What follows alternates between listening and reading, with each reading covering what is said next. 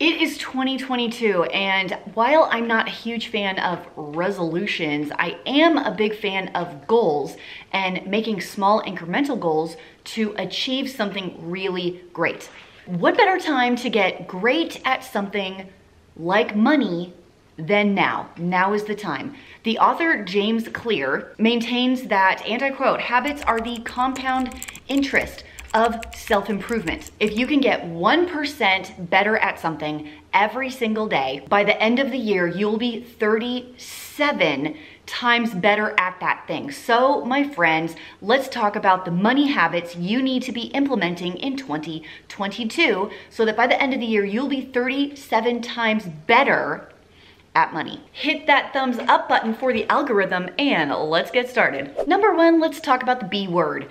It's the budget. And some people think that the budget is restrictive. You have a budget and you're thinking, it's telling me what I can't spend. But when in actuality, the budget is what you are allowed to spend. If you want to spend $500 a month on clothes, write it in the budget. It's basically your plan of what you are doing with your money. And the most important part and tip to this one is have a realistic budget. If you have been spending $1,000 a month on going out to eat and you're like, this month I'm gonna spend $50 a month, that is probably really unlikely because it's such a huge drastic change from your previous habits. We have to start small. For example, if you are spending $800 a month on groceries right now, maybe you want to take it to $750. We're just going to save $50 on that one thing, and that's the goal. It would be really unrealistic to say, I'm going to go from $800 a month to $200 a month. So let's not try and be like that crazy. Just go with me here, okay? You need to know how much money is in your bank account, just like you know how much gas is in your car and how much food is in your refrigerator. Knowing how much money you have every single day gives you this awareness factor of your finances that is really unmatched. To go through life and maybe swipe a card or hand out some cash and not really know what's going on, like sticking your head in the sand, is not helpful to you. And then you feel a little out of control and scared to go look at it. But if you look at it every day, there's nothing to be scared of. You know exactly what's going on. Who likes shopping? Raise your hand. I like shopping. Online shopping, in-store shopping, window shopping, clearance shopping.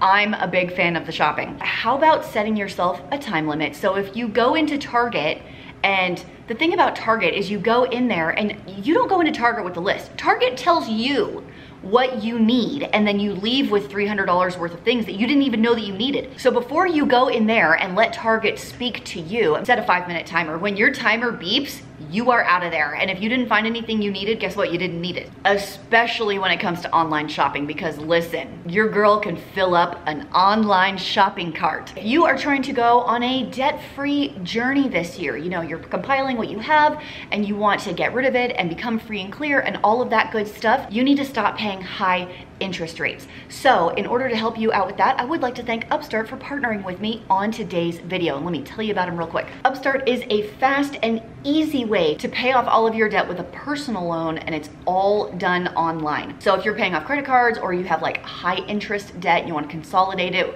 with a lower interest rate, this is a great option. With their 5-minute online rate check, you can see your rate up front for loans between $1,000 all the way up to $50,000, and you can receive the funds as fast as 1 business day after the loan gets approved. Find out how Upstart can lower your payments today by going to upstart.com/FFM. It will be the first link down in the doobly-doo below. One of my favorite things about Upstart is, unlike other lenders, they look at more than just your credit score. They look at your income, they look at your employment history, which means they can offer smarter rates with trusted partners. So once again, it's upstart.com/FFM. Use that link so they know that I sent you. First link down below. Loan amounts will be determined based on credit, income, and certain other information provided in your loan application. Thank you to Upstart. Let's go back to some more money tips. Okay, have you ever tried to like lose weight and you've been tracking your calories? So this one's a little similar to that. And instead of tracking calories, you're tracking money.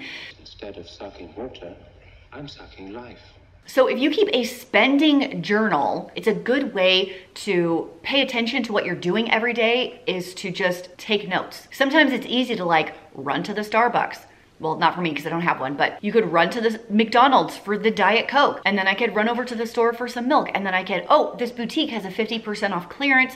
By the time I get home, I've spent money at like 10 different stores, and I don't even know what I bought or what I spent. So keeping a spending journal can be really helpful in making you aware of what you were doing. If you have not automated your savings, do it now. When I was trying to build up my emergency fund in the first place, I couldn't save very much. It was like $25, $50 a month. My emergency fund savings is like at a fully separate bank than my main checking. And when I log in and look at my checking account, I don't even see it. So I kind of forget that it's there.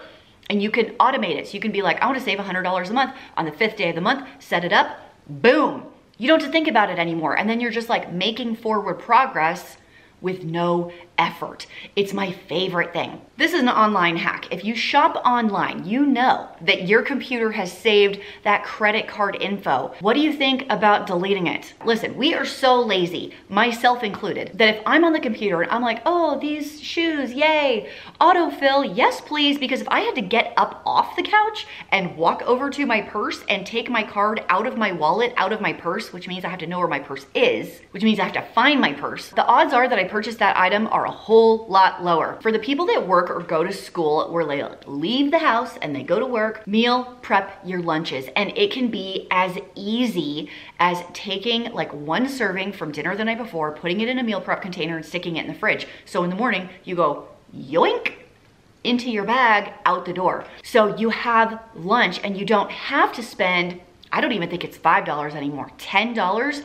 on running to Cafe Rio for a salad bowl, $20 on an Uber Eats delivery for lunch because we didn't think for 3 minutes the night before, just putting like a little something together to get you through. This is kind of an obvious one, and I think my friend Sarah over at Our Tribe of Many has nailed it, and that's to stop shopping as often. And I think that's easier for the people that don't like to shop. I don't think she really enjoys it, whereas I had dreams as a child of living in a grocery store because I wanted to eat all of the things. But it's brilliant the fact that she shops once a month for groceries for her family because it limits her going out. She doesn't spend extra. The fewer times you go to the store, the less money you spend on buying stuff. It's brilliant, I'm telling you. Einstein would be shocked right now. And speaking of not shopping as often, have you done a no-spend week lately? Have you done a no-spend weekend lately? Usually on the weekend, you know, you're like, oh, let's go out to dinner, let's take the kids to the movies, let's go do this one thing. And I am guilty of that myself. Just this last weekend, I took my kids to see Sing 2. We got popcorn at the theater. My boys did open gym at the gymnastic gym on Saturday, and I bought a birthday cake for my son's birthday. Yes, those are all fun and good, but we can be more creative by doing like, what can we do this weekend that doesn't actually cost anything? The only problem with the no spend week is you do it once in an entire year, and then it doesn't really benefit you that much. What if you implemented it once a quarter? You've just done like basically a no spend month within an entire year. It's a nice way to get your feet wet, I think. Let me ask you a personal question. What are your money goals? I recommend either writing them down and putting them somewhere where you'll see them every single day. I tend to tape them like right next to my bathroom mirrors. I'm there every single day, multiple times a day, because I brush my teeth more than once a day. And I'm looking at the list. Maybe post a picture of whatever it is that you want. Is it a car? Is it a Birkin bag? Diamond earrings? Is it a new living room set? Is it a new computer? I don't know. Whatever it is that you want and that you're working towards, put a picture or write it down in a place where you will see it all the time. So you can have a constant visual reminder of what it is that you're working for. Sometimes when we save money and scrimp for the sake of saving money and scrimping with no end goal, it's really unfulfilling. But if you're doing it to achieve this goal over here, now we are talking. And listen, you can have anything that you want. You just can't have everything that you want right now. Okay, you've saved your money. It's time to splurge. I would recommend maybe using cash for your splurges. I don't know if you have an allowance that you're like assigning yourself and your partner or your family a month or a week or whatever it is, or if you're saving up for a larger ticket item. If you have that money in cash and you're like, okay, I'm gonna pull out $200 a month or whatever it is, $25 a month. It can be any number. In cash, you know, you see it come out of your checking account or your paycheck or whatever, and it's gone. It's not in the bank account anymore, and it's over here in your jar. Then when it's time to like go splurge. Yay, I'm gonna go do this steak dinner. It's gonna be $200 or whatever it is. I can go take this cash guilt-free because it doesn't hit your checking account. Like, you've already done that part. Does that make sense?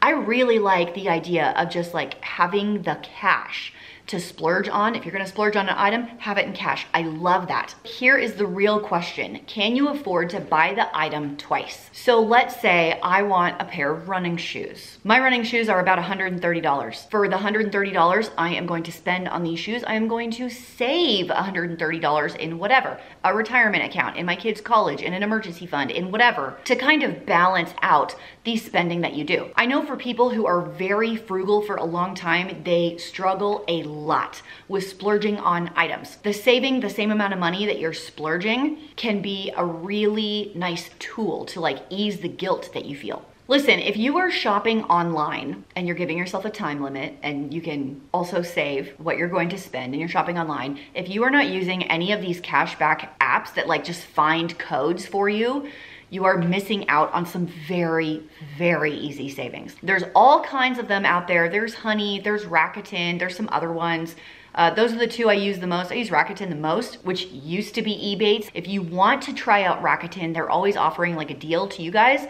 I think right now it's $30. I'll leave a link down below for that if you want to go look at it. But basically it's just a browser extension, and it's just like finds all the codes that exist on the internet, and they automatically plug them into the promo code section of wherever it is that you're shopping online.